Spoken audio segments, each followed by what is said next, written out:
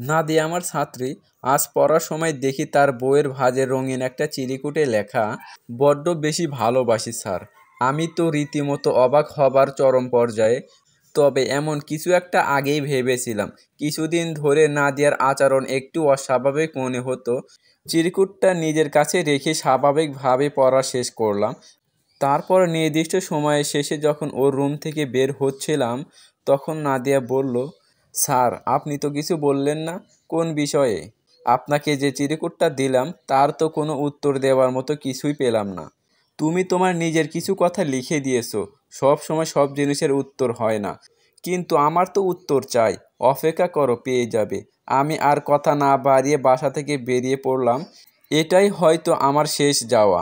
আর এ বাড়িতে পা রাখা যাবে না। সদ্য বেড়ে ওঠা নাদিয়ার আচরণ প্রশ্রয় দেওয়া যাবে না। নাদিয়াদের বাসা থেকে বেরিয়ে আমি সরাসরি আঙ্কেলের অফিসে চলে এলাম। আঙ্কেল আমাকে দেখে খানিকটা অবাক হয়েছে নিশ্চয়, কেননা এখনও মাস শেষ হয়নি। মাস শেষে টিউশনির বেতনটা আঙ্কেলের অফিসে এসে আমাকে নিতে হয়। প্রতি মাসে 1 তারিখে টিউশনি শেষ করে অফিসে যেয়ে বেতন নিতে হয়। কি ব্যাপার আফসান, কেমন আছো? আলহামদুলিল্লাহ আঙ্কেল, আপনি কেমন আছেন? এই তো চলছে। আমি একটা কথা বলতে এসেছি আঙ্কেল। বলো। আমি নাদিয়াকে আর পড়াতে পারবো না, তাই ওর জন্য নতুন শিক্ষক রাখার ব্যবস্থা করেন। চাকরি হয়ে গেছে? না আঙ্কেল, অন্য কারণ। আমাকে বলা যাবে? আঙ্কেল, নাদিয়া আমাকে প্রপোজ করেছে। সে হয়তো আমাকে পছন্দ করে ফেলেছে, তাই আমি চাই না এটা আর সামনে বাড়ুক। বুঝলাম। আমাকে ভুল বুঝবেন না। আমি চাই নাদিয়া অনেক বড় হোক। নাদিয়া বেশ মেধাবী। তার মতো ছাত্রী আমি কখনো পাইনি। তাই তার সেই মেধাকে আমি প্রেমের ফাঁদে ফেলাতে চাই না। তুমি তার থেকে আলাদা হলে সে কি স্বাভাবিক থাকবে বলে মনে হয়? নাদিয়া সবেমাত্র ইন্টারমিডিয়েটে পড়ে। এটা তার ভুল করার সময়। আপনি আজকে বাসায় গিয়ে তাকে যথেষ্ট বোঝাবেন। তাকে আমার কথা বলবেন। কি বলবো? বলবেন যে আমি বলছি তাকে ভালোভাবে পড়াশোনা করতে হবে। ইন্টারমিডিয়েটে পাশ করে দেশের ভালো কোনো এক ভার্সিটিতে ভর্তি হতে হবে। যদি সে পারে তাহলে একদিন আমি তার সামনে আসব। তার সফলতা একদিন আমাকে তার কাছে নিয়ে আসবে। সত্যি সত্যি সে যদি অপেক্ষা করে, সময়ের সঙ্গে সঙ্গে সমাজ, মানুষ, প্রকৃতি সব কিছু বদলে যায়। 2-1 বছর গেলে এমনিতেই আমাকে ভুলে যাবে। ঠিক আছে, আমি তাই বলবো। আজকে থেকে আপনি একটু বেশি সময় দিবেন তাকে। তবে আমাকে প্রপোজ করার জন্য তাকে মোটেই বকাবকি করার দরকার নেই। তাকে ভালোবাসা দিয়ে বোঝাবেন, সে বুঝতে পারবে। চা খাবে? না আঙ্কেল। একটা প্রশ্ন করি? জি আঙ্কেল করেন। নাদিয়া আমার একমাত্র সন্তান, যথেষ্ট মেধাবী শিক্ষার্থী। সেটা তুমি নিজেই স্বীকার করেছো। হ্যাঁ, সত্যি বলেছি। সৌন্দর্যের দিক থেকে নাদিয়া কিন্তু কোনো অংশেই কম নয়। তাই না আফসান? জি, এটাও সত্যি। নাদিয়া অনেক সুন্দরী। একটা মেয়ে এতগুলো ভালো দিক থাকার পরেও সে নিজে থেকে তোমাকে প্রপোজ করেছে, কিন্তু তুমি তাকে গ্রহণ না করে রিয়েক্ট করে কেন এড়িয়ে যেতে চাইছো? নাদিয়াকে তোমার পছন্দ নয়, তাই না? আঙ্কেল, আমি একটা মেয়েকে ভালোবাসি, অনেক বেশি ভালোবাসি। তাই আমার কাছে পৃথিবীতে সে ছাড়া আর কাউকে ভালোবাসা সম্ভব নয়। সে মেয়ে কী করে? পড়াশোনা? আমার চেয়ে 1 বছরের জুনিয়র ছিল। গত 3 মাস আগে তার বিয়ে হয়ে গেছে। মানে? জি, পরিবার থেকে ভালো পাত্র পেয়ে তাকে বিয়ে দিয়েছে। চাইলে পালিয়ে বিয়ে করতে পারতাম, কিন্তু সে আর আমি দুজনেই কেউ সেটা চায়নি। মাঝে মাঝে অফিসে এসো, দেখা করে যেও। কথা দিতে পারছি না, তবে আপনার দাওয়াত আমার স্মরণে থাকবে। এটাই আঙ্কেলের সঙ্গে আমার শেষ দেখা। রাত 2টার মতো বেজে গেল, তবুও মেসে ফিরে যেতে ইচ্ছে করছে না। 2 মাসের বাসা ভাড়া বাকি হয়ে গেছে। গত মাসে যেদিন আঙ্কেলের অফিস থেকে টাকা নিয়ে বের হলাম, তার ঠিক 3 থেকে 4 ঘন্টার মধ্যে পকেট ফাঁকা করে রাজধানী কোনো এক পকেটমার তার পকেট ভারী করেছে। আজকে দুপুরে মেস থেকে বের হবার সময় মেসের ম্যানেজার কড়া করে কথা বলে দিয়েছে, দরকার হলে মোবাইলটা বিক্রি করে দিয়ে তারপর যেন বাসা ভাড়া দেয়, এমন কথা বলেছে। অনিচ্ছার শর্তেও ক্লান্ত হয়ে 10:30টার দিকে মেসে ফিরে গেলাম। আমার একমাত্র রুমমেট সাদ্দাত, অনার্স 2য় বর্ষের ছাত্র। ঘরে ঢুকে বিছানায় শুয়ে পড়লাম। পোশাক পাল্টাতে ইচ্ছে করছে না। একটু পরে সাদ্দাম বলল, সন্ধ্যা সন্ধ্যা থেকে কই ছিলেন আফসান ভাই? আর ফোন বন্ধ কেন? আফরিন আপু এসেছিল। আমি চমকে উঠলাম। বিয়ের পর আফরিনের সঙ্গে আর যোগাযোগ হয়নি আমার। আজকে হঠাৎ করে মেসে চলে এসেছে, ঘটনা কি? কখন এসেছিল? বিকেলে এসেছিল, ঘন্টা দুয়েক অপেক্ষা করে চলে গেছে। ওই 2 মাসের বাসা ভাড়া দিয়ে গেছে আর একটা চিঠি রেখে গেছে। চিঠিটা আপনার আর্ণব উপন্যাসের মধ্যে আছে। আচ্ছা ঠিক আছে। ক্লান্ত শরীরে ভেবেই ঘুমিয়ে পড়ছিলাম। রাত 3টার দিকে হঠাৎ ঘুম ভেঙে গেল। সাদ্দাম বই পড়ছে এখনও। এই ছেলে অনেক মেধাবী, ঠিক নাদিয়ার মতো বলা যায়। নাদিয়া যে কোনো পড়া সহজেই আয়ত্ত করতে পারে, আর সব সময় সে নতুন করে প্রশ্নের উত্তর সাজিয়ে বের করে। এতে করে শিক্ষকদের দৃষ্টি আকর্ষণ বেশি হবে বলে আমার ধারণা। মাথা নাড়া দিলাম। মাথার মধ্যে নাদিয়া ঘুরঘুর করতে শুরু করছে। তার চিন্তা মাথা থেকে বের করে দিতে হবে, আর সেজন্য এখন আফরিনের রেখে যাওয়া চিঠিটা পড়া যেতে পারে।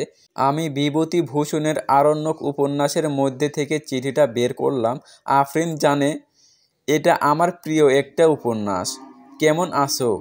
তোমার কথা মতো মা বাবার পছন্দের ছেলেকেই আমি বিয়ে করলাম। সত্যি বলছি, হাজবেন্ড হিসেবে সে অনেক ভালো। আমি তোমার সঙ্গে কাউকে তুলনা করতে চাই না, তাই করলাম না। না হলে সব দিক দিয়ে সে প্রায় তোমারই মতো। সপ্তাহখানেকের মধ্যে আমরা দেশ ছাড়ছি, চলে যাব ইউরোপের কোনো এক উন্নত ব্যস্ত শহরে। তোমার সঙ্গে দেখা করার অনেক ইচ্ছা ছিল, কিন্তু তোমার মোবাইল বন্ধ। বাসা ভাড়া দিয়ে গেলাম। তবে আমার মন বলছে আগামী মাসের মধ্যে তুমি ভালো একটা চাকরি পাবে।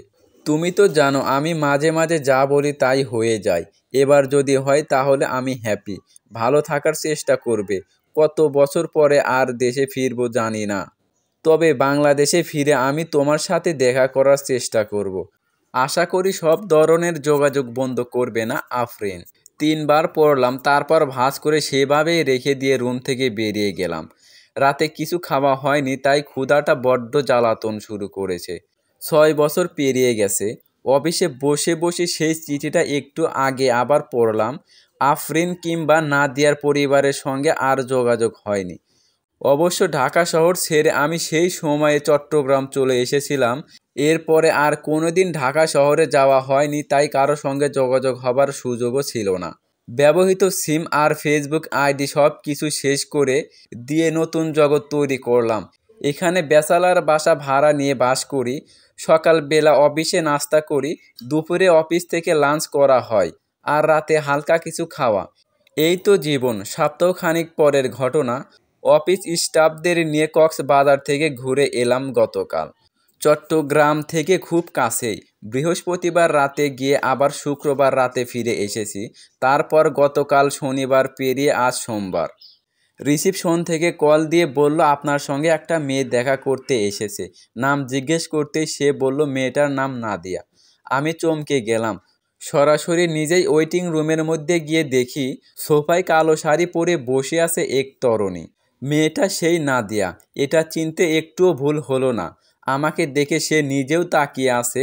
আমি নাদিয়াকে নিয়ে অফিস থেকে বের হলাম। আগ্রাবাদের কাছেই একটা পার্ক আছে, সেখানে চলে গেলাম দুজনেই। এর মধ্যে আমাদের কোনো কথা হলো না। পার্কে গিয়ে আমি প্রথম জিজ্ঞেস করলাম, বাদাম খাবে? হুম। কেমন আছো তুমি?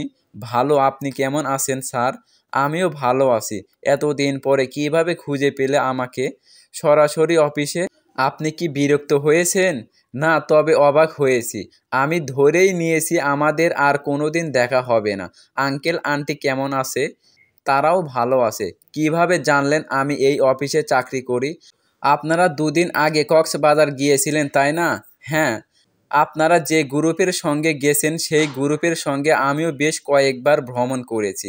সাজেক, বান্দরবন, রাঙামাটি, এমনকি কক্সবাজারেও। তাই এই গ্রুপের সঙ্গে আমার অ্যাড আছে। কক্সবাজারে তোলা আপনাদের সবার কিছু গ্রুপ পিকচার সেই গ্রুপের মধ্যে আপলোড করা হয়েছে। আমি প্রথমে সেই দিন দেখেছি আপনাকে। এই কয়েক বছরে খুব বেশি পরিবর্তন হয় নাই আপনার। বুঝলাম। ওদের সঙ্গে অনেকবার ভ্রমণ করার কারণে তাদের সঙ্গে হালকা কথাবার্তা পরিচয় ছিল, তাই সেখানে জিজ্ঞেস করলাম। তারপর তারা বলল আপনারা একই অফিসের স্টাফ। এত কষ্ট করে খোঁজার কি দরকার ছিল? নাদিয়া এবার আমার চোখের দিকে তাকিয়ে রইল বেশ কিছুক্ষণ, তারপর বলল, দরকার নেই তাই না স্যার? না মানে এতদিনে তোমার বিয়ে সংসার সব হবার কথা। পরিবার থেকে নিশ্চয় ভালো কোনো ছেলে দেখে বিয়ে দিয়েছে। যেখানে পরিবার নেই সেখানে আমার বিয়ে, মানে আপনি চলে আসার পর 3 মাসের মধ্যেই মা বাবার ডিভোর্স হয়ে যায়।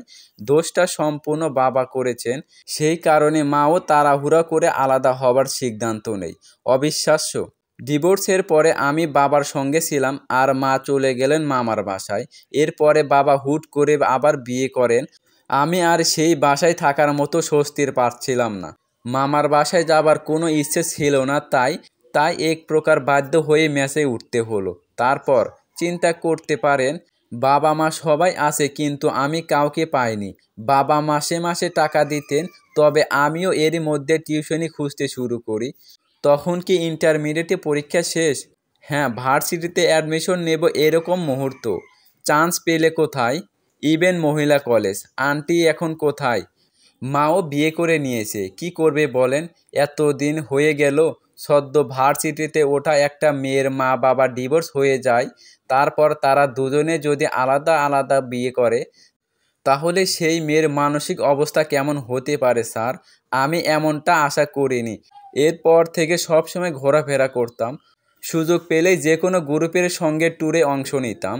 নতুন সংসারে মা গিয়ে নিজেও আমাকে টাকা দিতেন, আর বাবা তো আগে থেকেই, তাই আর টিউশনি করতে হতো না। এক সময় যে নাদিয়াকে আপনি পড়াতেন সেই নাদিয়া নিজেও বেশ কিছুদিন টিউশনি করিয়েছে। পড়াশোনা তো এখনও শেষ হয়নি। আপনি চলে এসেছেন 6 বছর হয়ে গেছে। বছরখানেক চলে গেছে এইচএসসি পাস করতে, আর বাকি 5 বছর ভার্সিটিতে। নতুন করে কাউকে ভালো লাগেনি, একজনকেই ভালোবাসতে পারলাম না, সেখানে আবার আরেকজন। আমি একজনকে ভালোবাসতাম জানো। আপনি চলে আসার পর আমি আপনার মেস খুঁজে বের করছিলাম।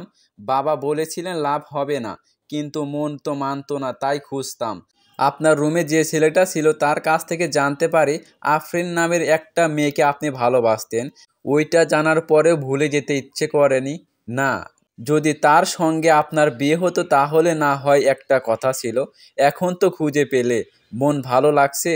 এবার ভেজা চোখ নিয়ে নাদিয়া হাসলো, অনেক মিষ্টি সেই হাসিটা। হাসতে হাসতে বলল, আপনি বলেছিলেন আমি জীবনে সফল হতে পারলে আপনি আমার সামনে যাবেন। এখনও তো হওনি, হলেই বা কী হতো? আপনি তো আমার কোনো খবর রাখেননি। আমি তোমার ভালো চেয়েছিলাম, কিন্তু তুমি এভাবে একা হয়ে যাবে ভাবিনি। আমি কি আমার অপেক্ষার পুরস্কার পাবো না? কি চাও?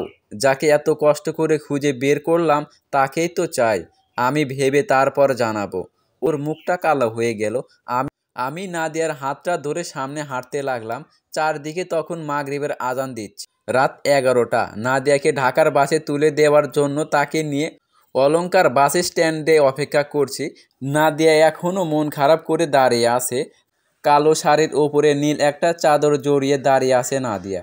একটু পরে সুপারভাইজার এসে ডাকতে লাগলো। আমি ওকে নিয়ে গাড়ির সামনে গিয়ে দাঁড়ালাম।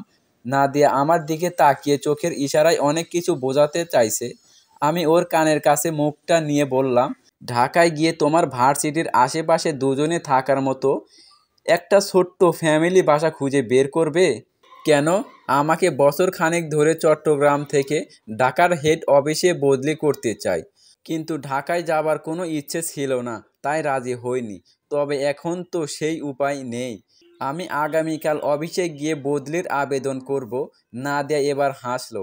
মাঝরাত, তবুও ব্যস্ত এই শহরে, ব্যস্ত রাস্তায় দাঁড়িয়ে সে সবার সামনে আমাকে জড়িয়ে ধরলো। বাসের সুপারভাইজার অবাক হয়ে তাকিয়ে রইল। আশেপাশে আরও অনেকেই হয়তো তাকিয়ে আছে। আমি সেভাবে জড়িয়ে ধরে বললাম, সবাই দেখছে, এবার ছাড়ো। ইচ্ছে করছে না। তাহলে চলো আমিও সঙ্গে যাই। সত্যি বলছেন? একদম। আরও একটা টিকিট কেটে আমিও বাসে উঠে গেলাম। নাদিয়ার পাশের সিটের ভদ্রলোককে একবার বলতেই সে সিট ছেড়ে আমার টিকিটের সিটে চলে গেল। বাস চলতে আরম্ভ করলো। জানালার পাশে বসা নাদিয়া আমার হাতটা শক্ত করে জড়িয়ে ধরে বসে আছে। অনেকক্ষণ পর সে বলল, আমি ঢাকা থেকে আসার সময় কোনোদিনও ভাবিনি আপনাকে সারা জীবনের জন্য পাবো। আমি কিছু বললাম না। ভাবতে লাগলাম কালকে সকালে অফিসে কল দিয়ে বলতে হবে আমি অফিসে যেতে পারবো না, একদিনে ছুটি নিতে হবে। গল্পটা কেমন লাগলো কমেন্ট বক্সে কমেন্ট করে জানাবেন। ধন্যবাদ সবাইকে।